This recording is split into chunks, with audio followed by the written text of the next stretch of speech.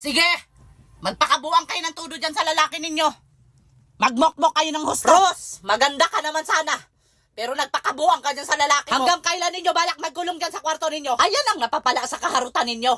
Kay kayo man ang nagpupunta sa lalaki. Kaya talagang apektado. Ang mga hitsura nyo, parang kayo ang mga naghahabol sa lalaki masyado. Sis, tara kain na. Kung ayaw kumain, hayaan ninyo magutuhan yan. Magpapakabuang masyado sa lalaki. Akala mo naman pagkagwapo sa lalaki? Kaya ang mga aso dyan kapag makita ang jowa niya, nagwawala. Kaya kahit ang mga aso hindi pagkatiwalaan ng lalaki niya, ayan ang napapala ninyo sa kaharutan ninyo. Kung nakikinig kayo sa akin, hindi sana kayo mag-iyak-iyak ngayon sa lalaki ninyo. Ako, Ros, dumaan din ako sa pag-inlove.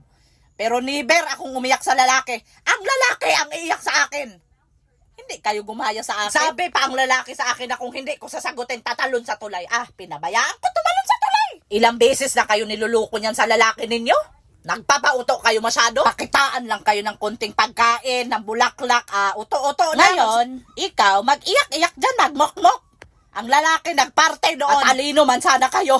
Pero pagdating sa lalaki, humihina ang mga kukutin ninyo. Yung iniiyak ninyo dyan, kung gawin ninyo ang mga gawaing bahay, maglinis kayo ng banyo. Matutuwa pa tayo sa inyo.